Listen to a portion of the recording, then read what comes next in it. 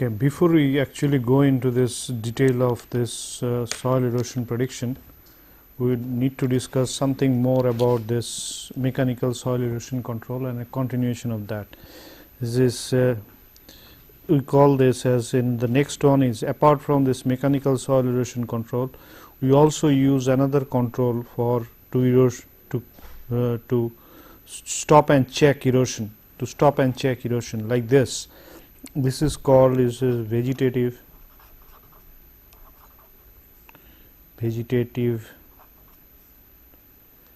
control. The vegetative control.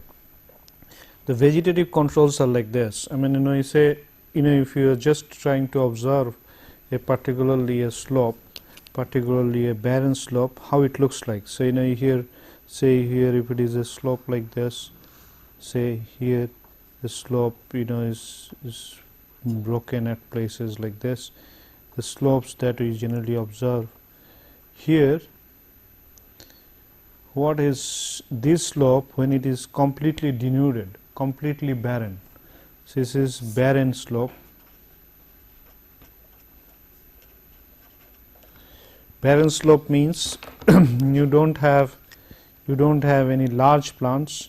You have small plants, shrubs, like structures, not even that. Mostly this barren slope you will find near this freshly exposed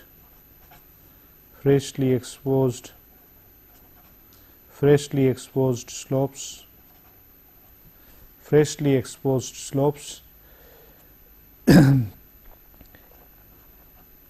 new dumped slopes, where there is practically no vegetative cover. In such cases, what we generally try to do is, we have also found talked about this earlier.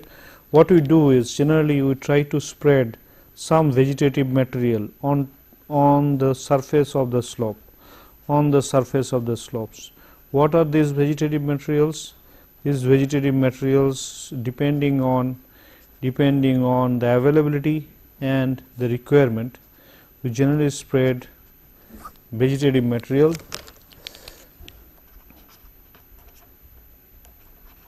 Spreading of vegetative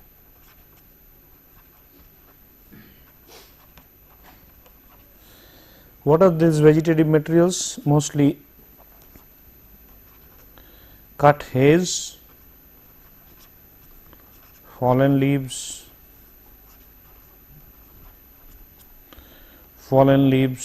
say wood cuttings,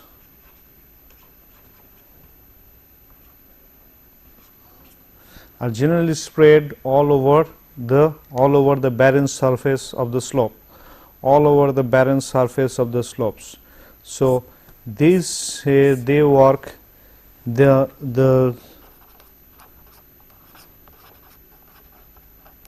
material works as the buffer for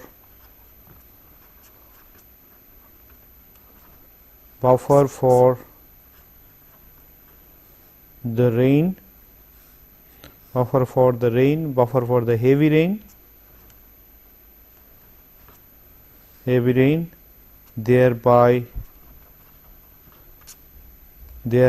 substantially reducing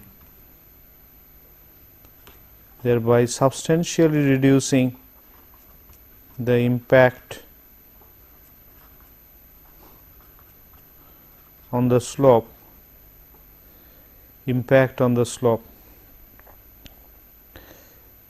Though much depend on the quantity,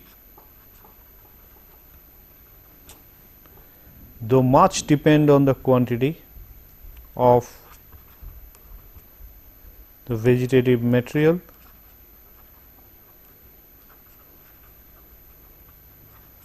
they can the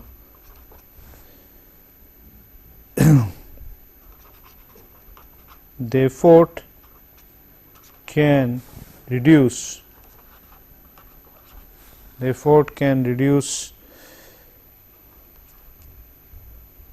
the soil erosion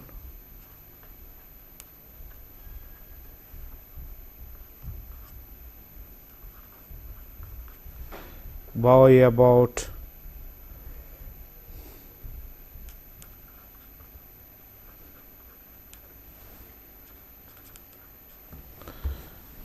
50% over a year, by about 50% over a year. So much depends on the vegetative material works as the buffer for the heavy rain, thereby substantially reducing the impact of the slope. Though much depend on the quantity of the vegetative material, the effort can reduce the soil erosion by about 50% over a year.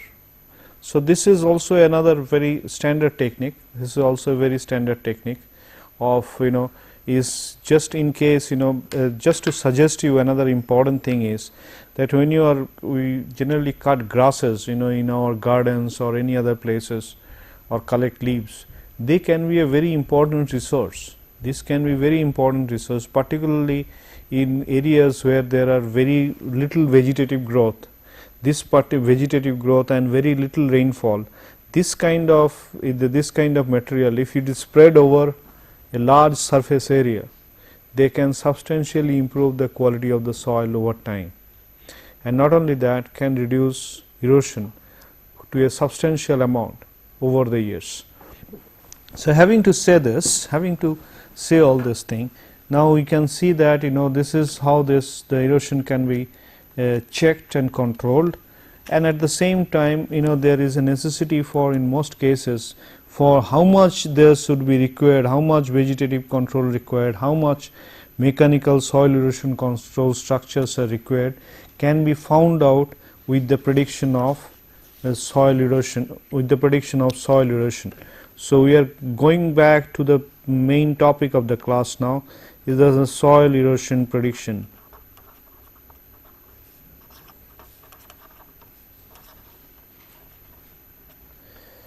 As per the universal soil loss equation,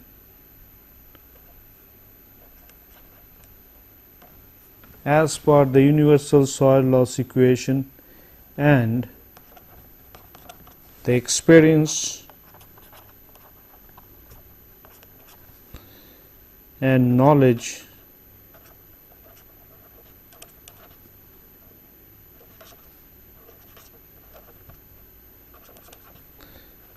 gained so far, as per the universal soil loss equation and the experience and knowledge gained so far, we can find out this soil erosion potential of a slope by an equation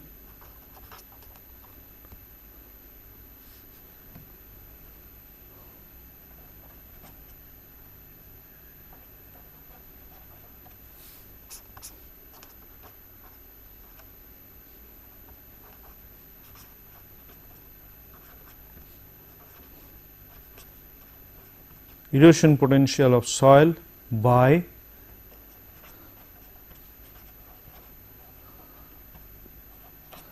following equation, which is known as universal soil loss equation, universal soil loss equation USLE. Now according to this, E is equal to RKLSCP. This E is, remember, E is the amount of erosion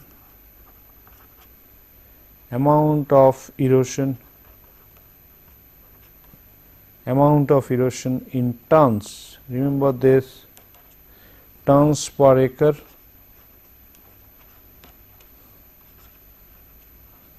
per year.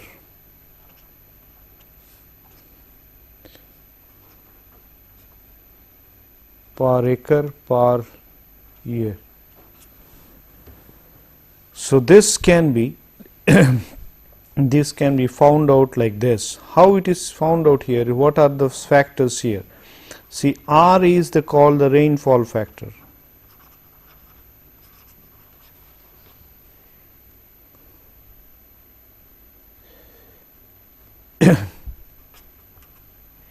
K is the soil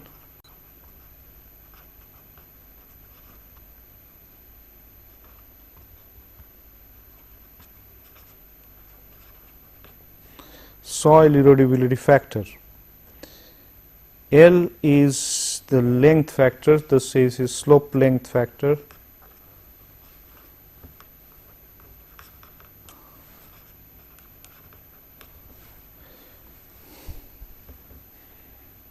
S is the slope factor.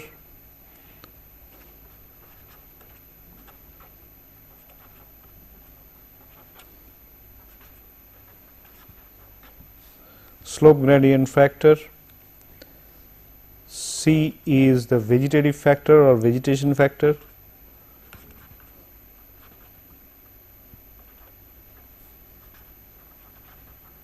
Vegetation factor, and P is known as the mechanical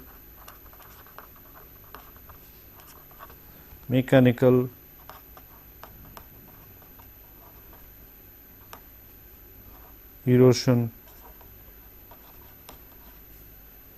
control factor. Mechanical erosion control factor. Okay. Now, if we just investigate, trying to understand this soil and the factors that you can see here.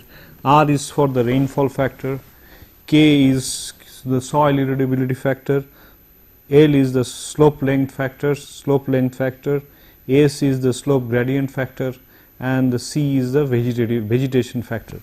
Now, here one interesting, P is the mechanical soil erosion control factor. Now, what is interesting here to observe is how this equation has been constructed. The most important part of the equation is R and K. R and K. What it means is, this is basically R means this: given a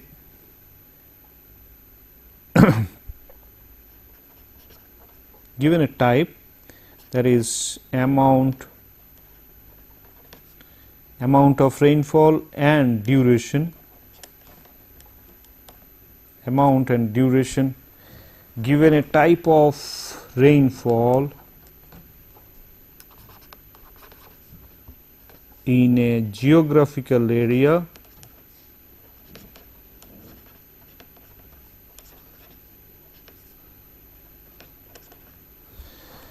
given a type of rainfall in a geographical area,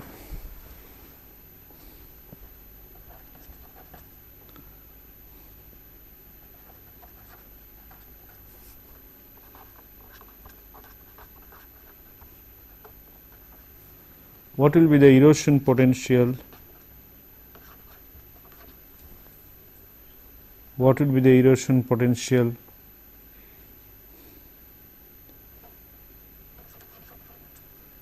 under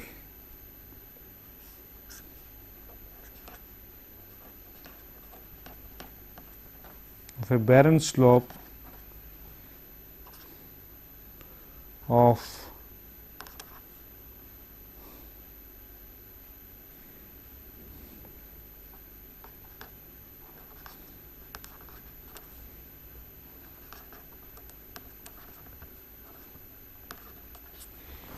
what will be the erosion potential? That is erosion potential in terms of, I am coming back to this, erosion potential of a barren slope of no or gentle gradient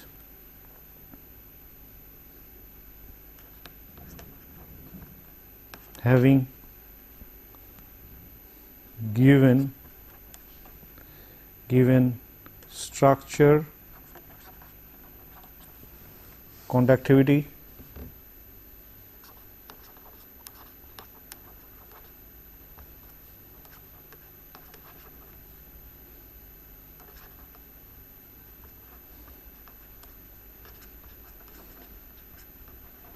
and texture, hydraulic conductivity and texture in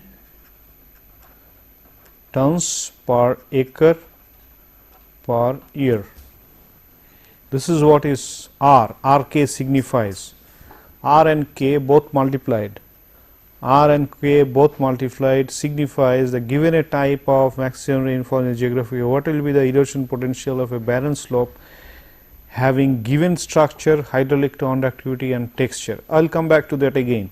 So, what you are trying to do here is all this, if we just identify, if we just discuss A again, Rk, the value of Rk is essentially modified, being modified by LSCP.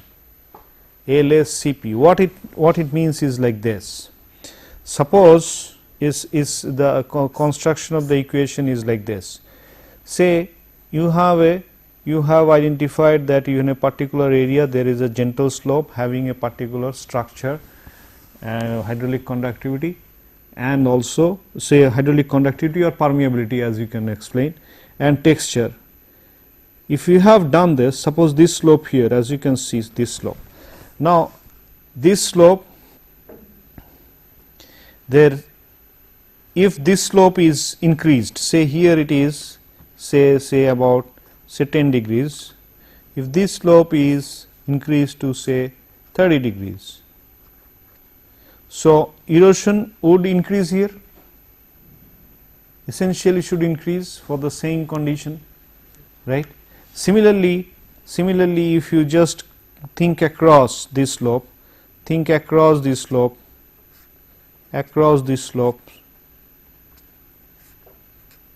if this width of the slope further also increases, if this width of the slope further increases, if it is increased on both sides, then its usual value here towards this, the erosion will also increase, isn't it? Now this is LS, the effect of L and S, length of the slope and width of the slope. All right, the steepness of the slope or length of the slope and steepness of the slope. Okay, length of the slope and steepness of the slope, right. Then C is now if we are using any vegetation factor, like if you are using say mulches, the haze, the cut haze or the paddy or whatever you are spreading on the soil, the erosion would come down, should come down. So we are using C as a factor which, if it is applicable on the slope, it would bring down the quantity of erosion. So C, and then finally is the P. P is the mechanical soil erosion control. So understandably, if there is a slope like this, and if there is a slope having a diversion ditch or having a terrace like this or like this, say in such cases we can say that the erosion will be reduced, isn't it? So all these L, S, C, P are actually the factors which would be working as an operator on this value of Rk. This is the basic principle of this equation Rk, L, S, C, P. So we would start with Rk, the basic value. So basic value of the slope, and then if we are controlling the other factors like the length of the slope, the steepness of the slope, then the vegetative factor and the mechanical soil erosion control factors, then we can identify, you can predict what would be the soil loss in terms of tons per acre per year. This is also just to suggest only a linear analysis, that is across a line, that it only tries to understand. This is what it says is a tons per acre per year. So this is RKLSCP. Okay. Now this is the nature of the function, as I have said. So the steps are so find out R,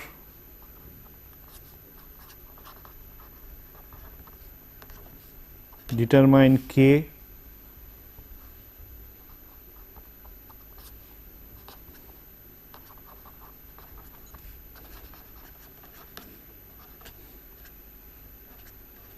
and S,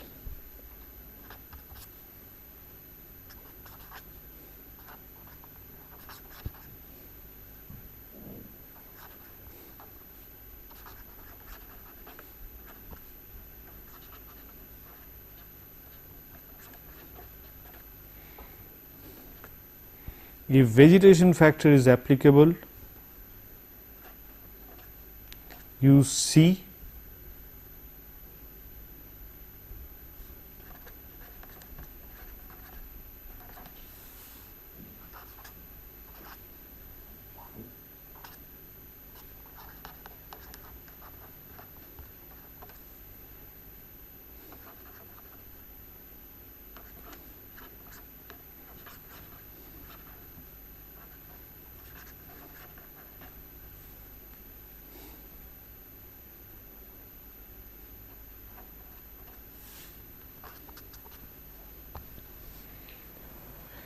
if vegetation factor is applicable, use the value of C.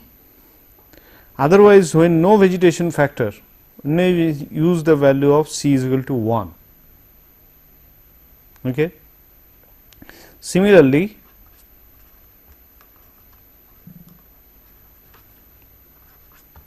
if no mechanical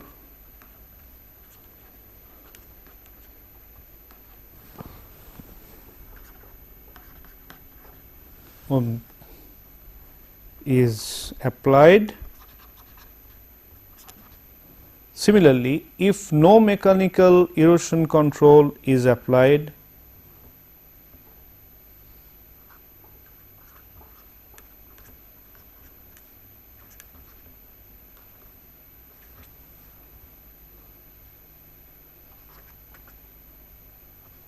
use the value of P is equal to 1, or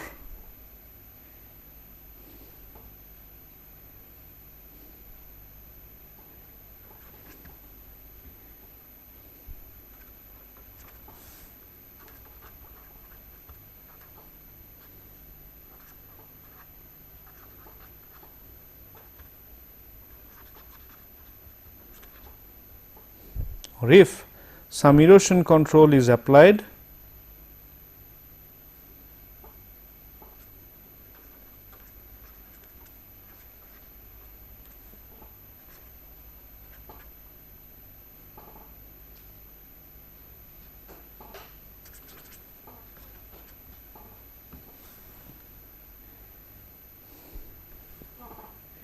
you can write here also is C less than 1, use C less than 1. So, it is C less than 1, use this one is use C less than 1, this is C less than 1.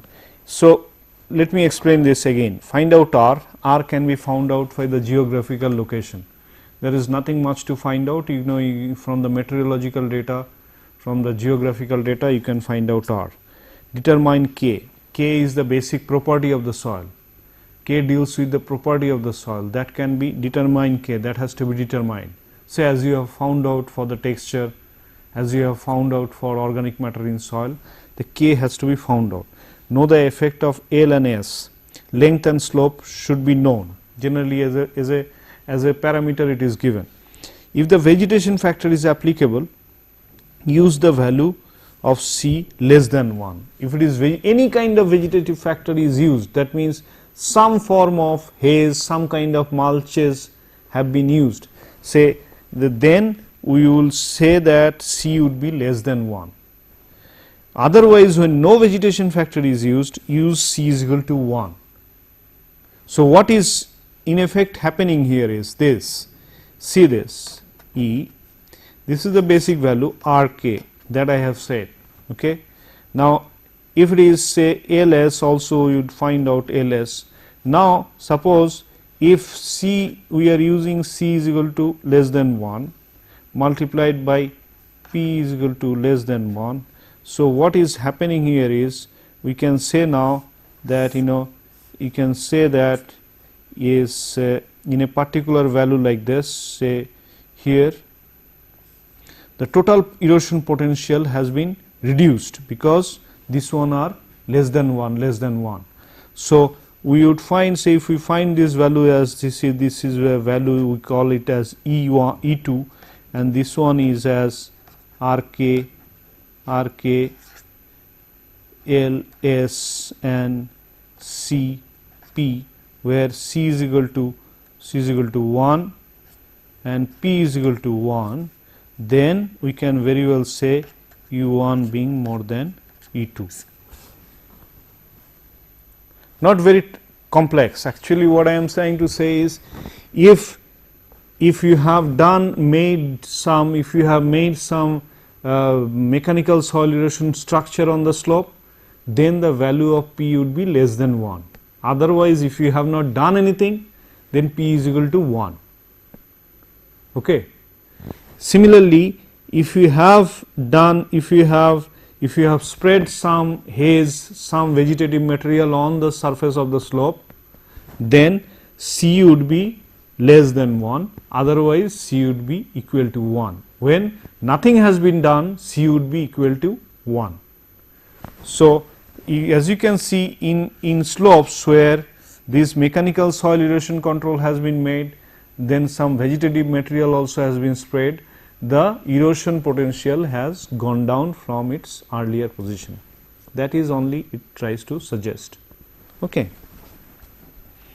Now, having to say this is the nature of the function that we have explained. This is what is the nature of the function, this is how it would work, this is how it has to be explained. The nature of the function has been explained to you. Having gone from here, having further developed from here, we can very well now discuss about, say each of these factors in greater detail. So, rainfall factor.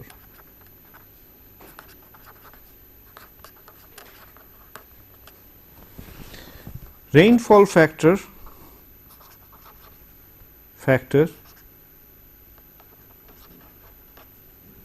is obtained from the annual rainfall data and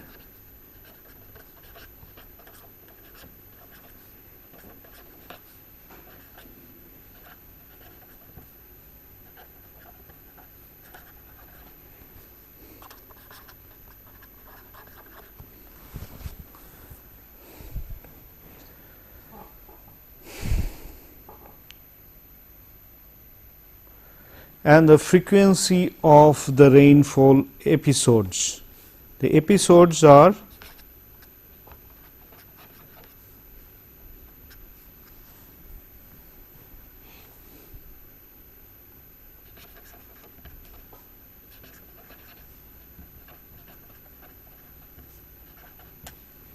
the rainfall intensity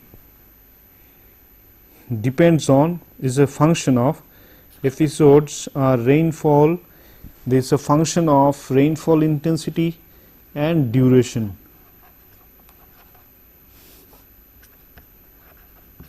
And episodes are rainfall intensity and duration. This is called the episodes.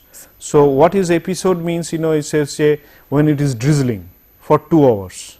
drizzling for 1 hour, heavy rainfall for 10 minutes, heavy medium rainfall for 2 hours. Each of them have different effects on the soil surface. The rapidity has a great impact. The duration of the duration also has an impact. At the same time, the rapidity, the intensity of the rainfall also is of great importance. Just to suggest, just to suggest in cases like kinetic energy, this is the generally with the rainfall.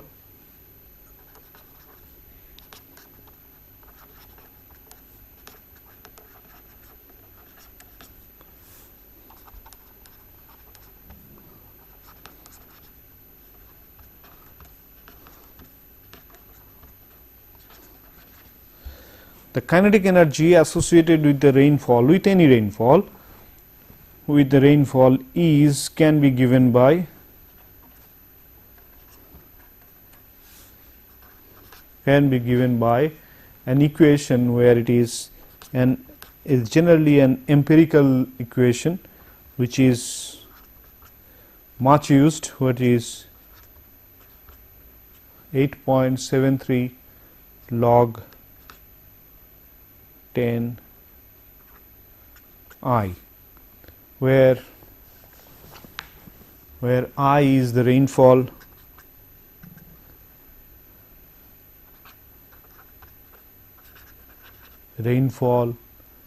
in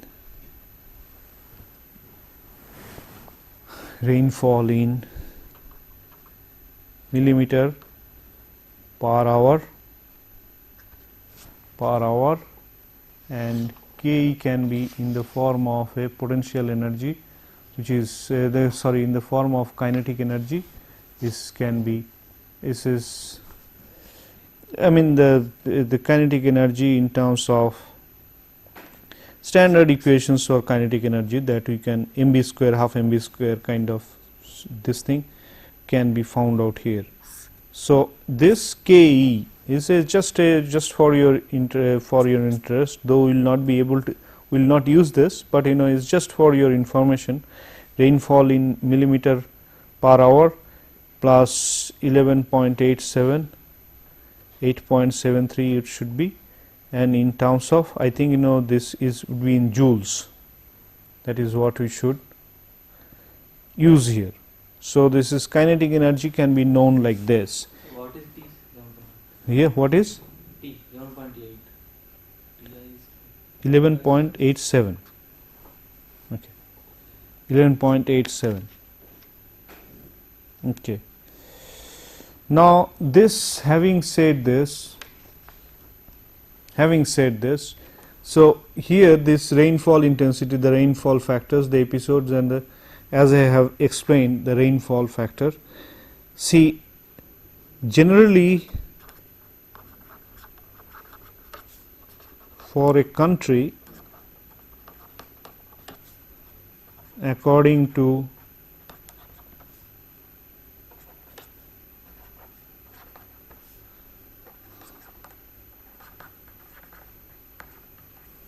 map,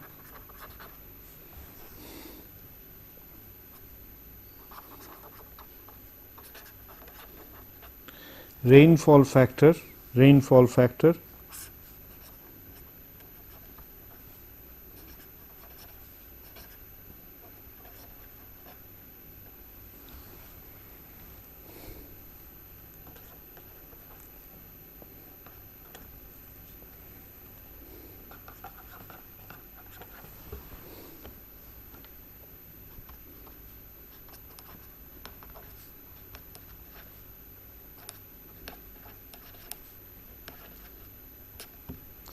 isoerodents.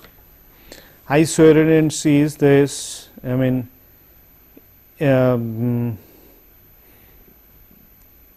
locations having similar rainfall factor.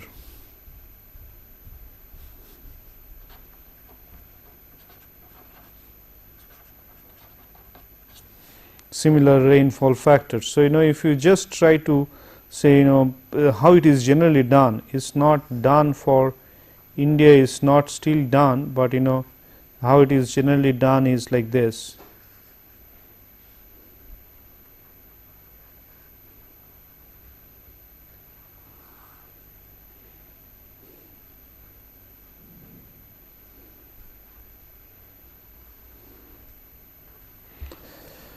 So, if you can see this, how these isoerodents are made, say isoerodents are like this, say like this contour maps that we do, say something like this. Say if this is a high rainfall area, say this high rainfall areas, like say if we consider the northeast,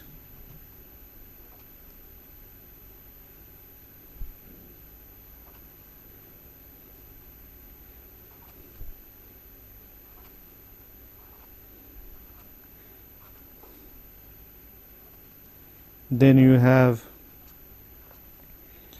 this Andaman Nicobars having higher rainfall. So, here you can see this is what is known as the isoerodents. This is how the isoerodents are made. So, this is how this, say for India, the isoerodents may be looking like this. So, here you can see these isoerodents forming like this. So, here in such cases the isoerodents, like say Andaman Nicobar, the isoerodents would be between say about, say isoerodent, say let us start it from 700 isoerodent. Here this is 600, this is say 550, this is say 450, this is 400, like this. This is how these isoerodents are made. So, depending on the rainfall, depending upon the rainfall areas, depending on the rainfalls that we generally observe here.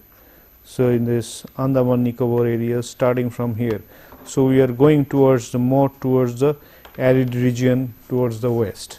Okay, this is how these isoerodents are made.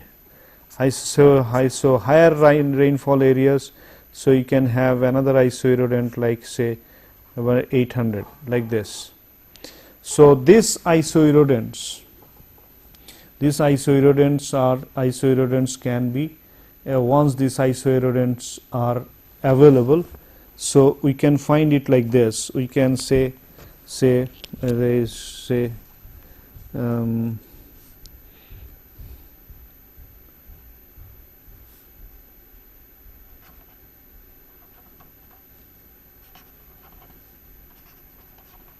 rainfall factor, say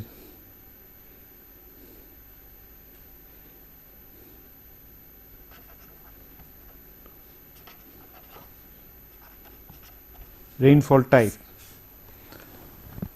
Okay, the rainfall type is say heavy,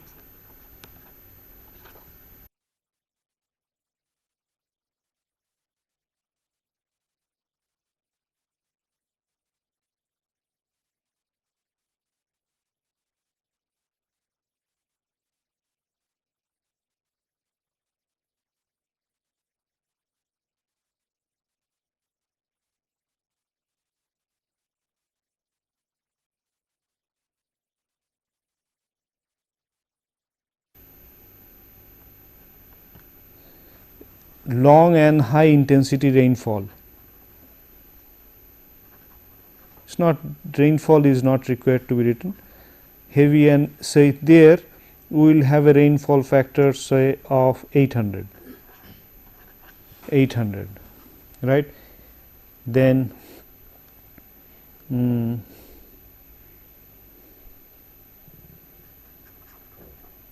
heavy but low intensity rainfall, medium to high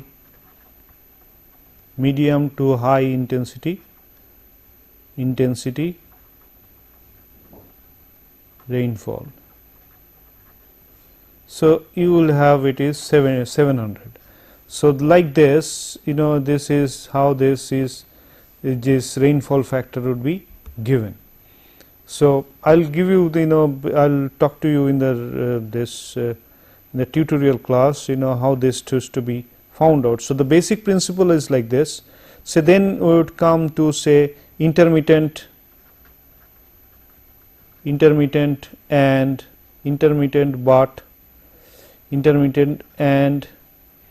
medium to high intensity rainfall. So you have the value like say that the value that we have said is about 600. So 600, 400 like this, 400 it can be finally say in some portion it can be even 200 or 10 or 100 like this. So these are known as the isoerodents. These isoerodents are generally found out, and depending on that the value of the rainfall factor can values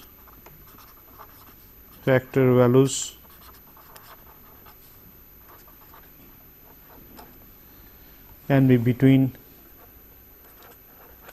800 to say 200 for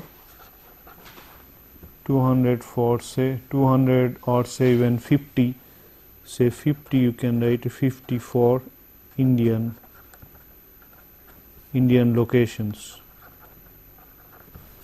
Okay, so you have a high dispersion of rainfall in India. We have several areas which are always under drought. There are several areas where there are heavy rainfall. So you have a wide variety of rainfall factor that is possible. This is how the rainfall factor is identified. This is how the rainfall factor is established. Okay. All right. Then comes this much is clear, isn't it? This is clear, somewhat clear. So rainfall factor values are like this. I'll give you during the tutorial class. I'll give you more about this, how this rainfall type is generally found out. The basic principle is this: soil erodibility factor.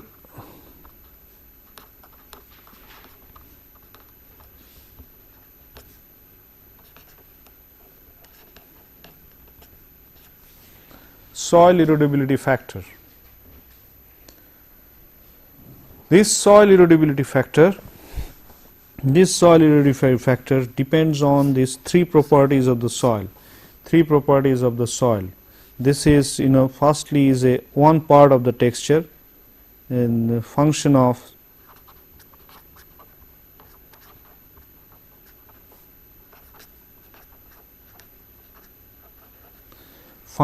texture, that is percent silt plus percent very fine sand.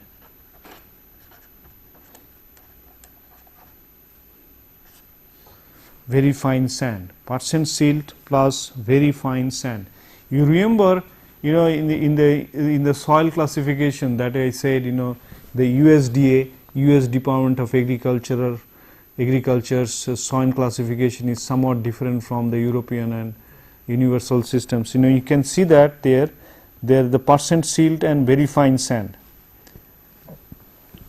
Function of texture, if you know this, and then we can also this, and also another is percent sand.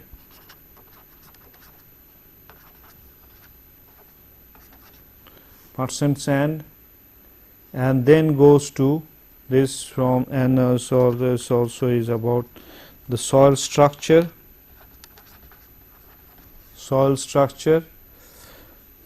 and permeability.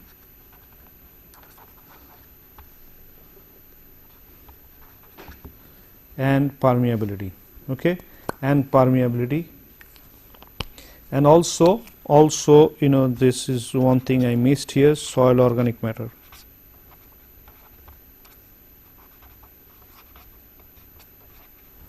Soil organic matter. So soil organic matter, these are the things which play their role into the computation in the calculation of this soil erodibility factor. Let me give you a brief example, how this soil erodibility factor can be found out here. Just see this, this particularly soil erodibility nomograph K. For K we find out, this is from a very standard reference, Wishmeyer and Smith predicting soil erosion losses, USDA Agricultural Handbook. You see here that if you just try to observe this, try to observe these values here, you see this part is percent very fine sand, percent silt. Can you read this? This is readable, very fine sand, very percent silt, plus this, the percent sand would be about say about 5%, this one is 5%. This you have found out, these are experimental values you have found out. So you find a plot where this plot cuts with this 65% line. So here is the point, that you can find out. Can you see this? What we are trying to find out, we know what values we need to know. The values that we need to know is percent silt and very fine sand. We know that. Also we know what is the percent sand we have. So the soil, the percent sand is the soil sand of size 0.1 to 2 mm. 0.1 to 2 mm percent sand we know. So if it is 65%, so it is talking about a very fine soil, mostly the very fine soil, and having say 5% sand. Rest of the material would be clay and other gravels and things like that. So here you can see, so 65% and 7 plus 5%